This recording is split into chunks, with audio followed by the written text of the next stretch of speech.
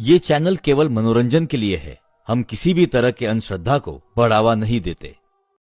साक्षी के अपने दोस्तों से मिलने से इनकार कर देने के बाद रेवती काफी हैरान हो गई थी और फिर वो साक्षी के दोस्तों से मिलने के लिए अस्पताल आती है। हॉस्पिटल में बेटा कैसे हो आप? ऐसे कैसे इतना जोर से गिर पड़े? मैं गिरा नहीं था आंटी, मुझे ऐसा लगा जैसे किसी ने पहले मेरा हाथ मरोड़ा और फिर जोर से मेरे बैक पर लात मारी, जिससे मैं जाकर दीवार से टकरा गया। ये सही बोल रहा है, मुझे भी बिल्कुल ऐसा ही लगा जैसे किसी ने मुझे बहुत जोर से पीछे से धक्का मारा। आपको पता है आंटी, जब हम दर्द से चिल्ला रहे थे तो साक्षी जोर जोर से हंस रही थी। क्या? लेकिन वो ऐसा क्यों करेगी? आप लोगों का कोई झगड़ा हुआ है क्या? वो बोल रही थी आप लोगों से मिलना ही नहीं चाहती। आंटी आप तो जानती हो ना, हम चारों बेस्ट फ्रेंड हैं, फिर हमारे बीच झगड़ा कैसे हो सकता है? हमारा कोई झगड़ा नहीं हुआ, बस वो एक गंदी सी डॉल लेकर बैठी हुई थी और अकेले में उससे बातें कर रही थी। हमने कहा छोड़ो इस अजीब सी डॉल को, पार्टी में आई हो तो सब मिलकर मस्ती करते हैं, चलो कोई गेम खेलते हैं। लेकिन वो हमारी बात से नाराज हो गई। उसके बाद हम दोनों गिर गए और हमें चोट लग गई, और सबसे अजीब बात यह है वो हमें गिरते देख जोर जोर से हंस रही थी। बच्चों की बात सुनकर रेवती को काफी शर्मिंदगी हो रही थी। इस समय उसका दिमाग काम नहीं कर रहा था। वो साक्षी से कई सारे सवाल पूछना चाहती थी, इसलिए वो वापस अपने घर लौट आती है। रेवती घर पहुंची तब दिन ढल गया था। घर पहुंचकर रेवती देखती है कि पूरे घर में अंधेरा है। सिर्फ बाहर गार्डन से छिटक कर हल्की रोशनी घर के कांच से अंदर आ रही थी। रेवती घर में अंधेरा देख काफी हैरान हो गई थी। वो अंदर आकर हॉल की लाइट ऑन करती है। तभी उसे साक्षी के कमरे से हंसने के खिलखिलाने की आवाज सुनाई देती है। अच्छा, लगता है दोनों दादी पोती को मस्ती सूझ रही है। रेवती मुस्कुराते हुए साक्षी के कमरे की ओर जाती है, लेकिन अंदर का नजारा देख वो हैरान रह जाती है। कमरे में सिर्फ साक्षी थी और अकेले में ही वो जोर जोर से हंसकर बातें कर रही थी। तभी रेवती को महसूस हुआ कि कमरे में लगी आराम कुर्सी भी लगातार हिल रही है। रेवती को कुछ समझ में नहीं आ रहा था। माँ जी, वो कहाँ गई? साक्षी के कमरे से निकलकर रेवती अपनी सास के कमरे में आती है, जहाँ वो घोड़े बेचकर सो रही थी। माँ जी यहाँ सो रही हैं? अभी तो बस शाम के 7 बजे हैं। इतनी जल्दी कैसे सो गई माँ जी? माँ जी आप यहाँ क्या कर रही हैं? मैं आपके पास साक्षी को छोड़ कर गई थी। साक्षी आपके पास क्यों नहीं है? आपकी तबीयत तो ठीक है ना? इतनी जल्दी कैसे सो गई आप? अरे बेटा, मुझे तो कुछ समझ ही नहीं आ रहा कि मैं अपने कमरे में कब आई और कब बिस्तर पर आकर सो गई। मैं तो हॉल में साक्षी के साथ बैठी हुई टीवी देख रही थी। फिर साक्षी कमरे में अपनी डॉल लेने के लिए गई। उसके बाद मुझे कुछ याद नहीं। क्या हुआ बहू? साक्षी ठीक है ना? कहाँ है वो? आप चलिए मेरे साथ। उनकी धड़कनें तेज हो गई थी, जैसे किसी ने उनकी छाती पर भारी पत्थर रख दिया। उनके कदम तेजी से। तुम हॉल में कब आई साक्षी? तुम तो अभी अपने कमरे में थी ना? नहीं मम्मा, मैं तो कब से यहाँ पर बैठी टीवी देख रही हूँ।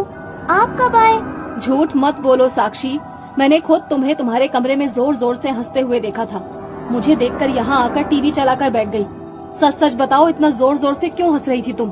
लेकिन मम्मा मैंने कहा ना, मैं आपके कमरे में नहीं थी। मैं तो शाम से यहीं पर बैठकर टीवी देख रही हूँ। आपको यकीन ना हो तो आप दादी से पूछ लो। रेवती को कुछ समझ में नहीं आ रहा था कि आखिर साक्षी उससे झूठ क्यों बोल रही है। और अगर एक बार को साक्षी की बात को सच भी मान ले, तो फिर जिसे उसने कभी कमरे में अजीब ढंग से हंसते और बातें करते हुए देखा था, वो कौन था? तुम ये बताओ, तुमने कुछ खाया? नहीं मम्मा, दादी अपने कमरे में जाकर सो गई थी। मैं तो कब से आपका ही वेट कर रही हूँ। अच्छा ठीक है, मैं खाना लगाती हूँ, तुम हाथ मुंह धो लो। कुछ देर में रेवती ने टेबल पर खाना लगा दिया। साक्षी डाइनिंग टेबल पर खाने के लिए बैठ गई थी। क्या बात है, आज डाइनिंग टेबल पर पापा की याद नहीं आई? रोज तो जिद करती हूँ कि पापा जब तक नहीं आएंगे तब तक खाना नहीं खाओगी। माँ की बात को अनसुना करके साक्षी एकटक बस अपनी गुड़िया को देख देख कर मुस्कुरा रही थी। तुम्हें भूख लगी थी ना? चलो खाना खाते हैं। मुझे ये सब नहीं खाना, बहुत भूख लगी है। मेरे लिए चिकन लेकर आओ। क्या बात कर रही हो तुम जानती हो ना हमारे घर में कोई भी मांस नहीं खाता। किससे सीख रही हो तुम ये सब बातें? मैंने कहा ना मेरे लिए मांस लेकर आओ, वरना मैं खाना नहीं खाऊंगी। देख रही हैं माँ जी आप कितनी जिद्दी होती जा रही है। कहती है चिकन खाएगी और अगर नहीं दिया तो खाना नहीं खाएगी। मैं भी देखती हूँ कब तक खाना नहीं खाएगी। खबरदार जो आज के बाद मेरे सामने नॉन वेज खाने की बात भी की तो। रेवती को गुस्से में बोलते देख साक्षी डाइनिंग टेबल से उठकर अपने कमरे में चली जाती है। अरे छोड़ो भी, रेवती बच्ची है, स्कूल में किसी से सुन लिया होगा। हमारे घर में तो इसने कभी भी किसी को खाते हुए नहीं देखा। बच्चे बाहर से काफी चीजें सीख कर आते हैं। इतना परेशान होने की कोई बात नहीं है। प्यार से समझाओ, मान जाएगी। सास की बात सुनकर रेवती अपने आप को शांत करती है और साक्षी के कमरे में जाती है। साक्षी बेटा जिद नहीं करते ना। आप जानते हो ना हमारे घर में कोई नॉनवेज को छूता तक नहीं है। फिर ऐसी चीजों की डिमांड क्यों करती हो जो मम्मा पूरी न कर सके? अच्छा ठीक है, आज मम्मा आपके लिए स्पेशल पास्ता बनाएगी। चलो अब जल्दी से आ जाओ। रेवती अभी साक्षी से बात कर ही रही थी कि अचानक कमरे की लाइट बंद हो जाती है और कमरे की खिड़की तेज आवाज के साथ खुल जाती है, जिससे रेवती चौंक जाती है।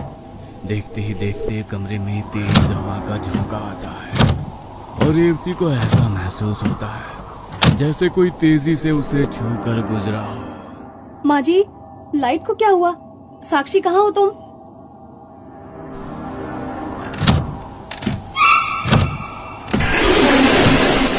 अचानक से गुड़िया के उसके ऊपर आ जाने से रेवती के मुंह से जोरदार चीख निकल जाती है और वो जमीन पर गिर पड़ती है। तभी कमरे की लाइट ऑन हो जाती है और रेवती देखती है कि उसके ऊपर साक्षी की गुड़िया पड़ी हुई है और रेवती के चेहरे पर खून बह रहा है। ऐसा लग रहा था जैसे किसी बिल्ली ने उसके चेहरे पर पंजा मार दिया हो। रेवती ने देखा कि साक्षी उसे जमीन में गिरे देखकर जोर जोर से हंस रही है।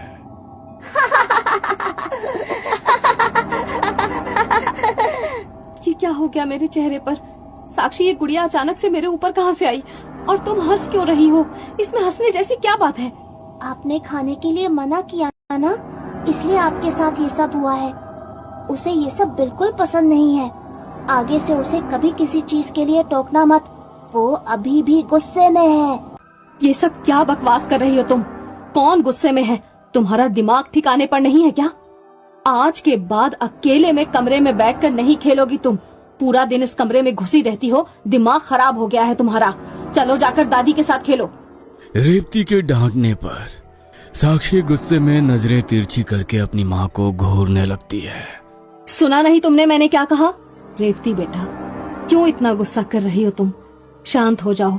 साक्षी को मैं अपने कमरे में ले जा रही हूँ। तुम थोड़ी देर आराम करो, दवा लगा लो, आराम मिलेगा। रेवती की सास साक्षी को अपने कमरे में ले गई थी और दूसरी ओर रेवती फर्स्ट एड के बाद अपने कमरे में जाकर लेट गई थी, लेकिन उसके अंदर डर का बीज जम गया था। साक्षी के कमरे में जाते ही अचानक से कमरे की लाइट कट जाना और फिर उस गुड़िया का उसके ऊपर किसी जंगली जानवर की तरह झपटना और साक्षी का वो अजीबोगरीब व्यवहार। रेवती समझ नहीं पा रही थी कि आखिर उसके घर में हो रही इन सब अजीब गरीब घटनाओं का मतलब आखिर है क्या। वैसे भी कोई भी पढ़ा लिखा समझदार इंसान एक निर्जीव डॉल पर शक नहीं कर सकता, इसलिए रेवती के मन में साक्षी की डॉल को लेकर अभी तक कोई शक नहीं था।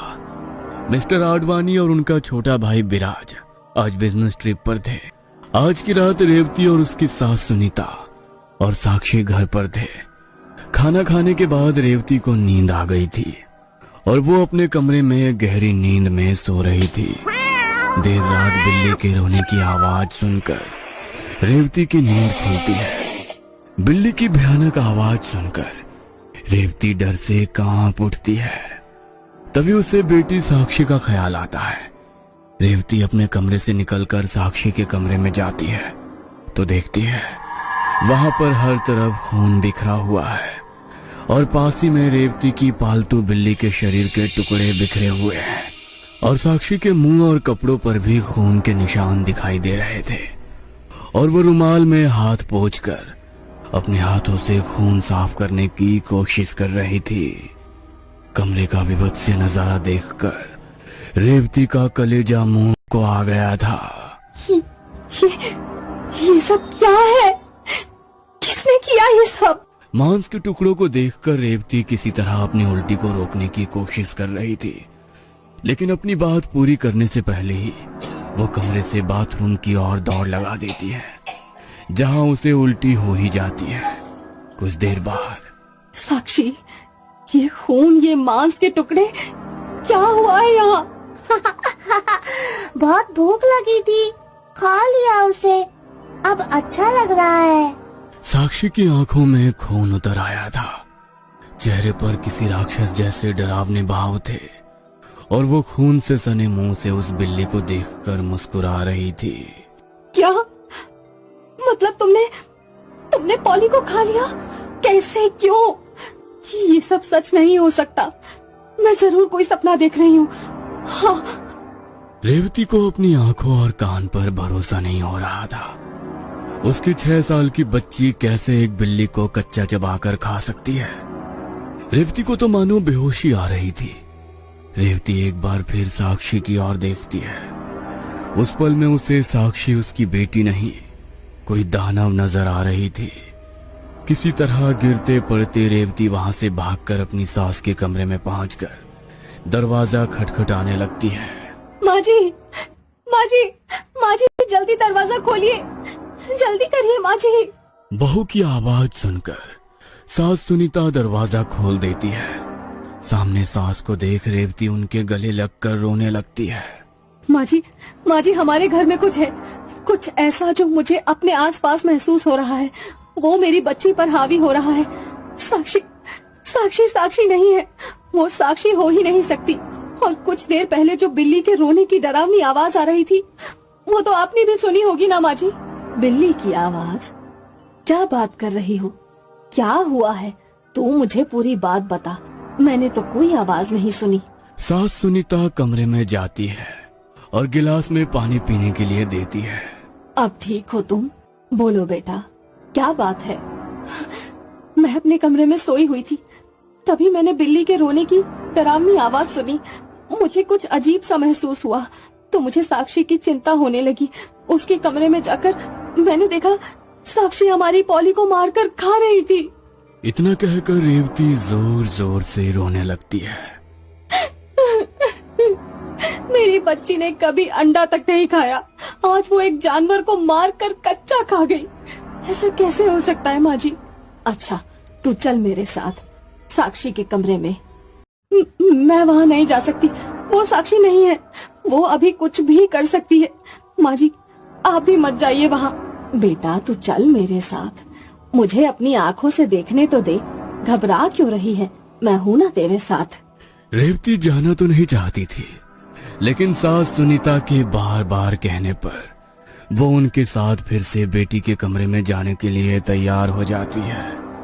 सास सुनीता आगे आगे चल रही थी और रेवती घबराते हुए धीमे कदमों से उनके पीछे पीछे आ रही थी।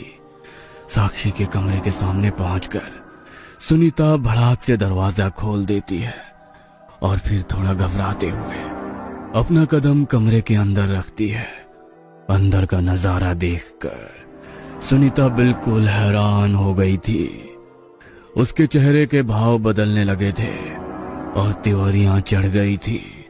आखिर ऐसा क्या देख लिया सुनीता ने कमरे के अंदर जो वो हक्की बक्की रह गई है? क्या डॉल की सच्चाई सामने आ जाएगी? क्या वाकई रेवती को गलतफहमी हुई है? ये जानने के लिए देखना ना भूलें कहानी का अगला भाग।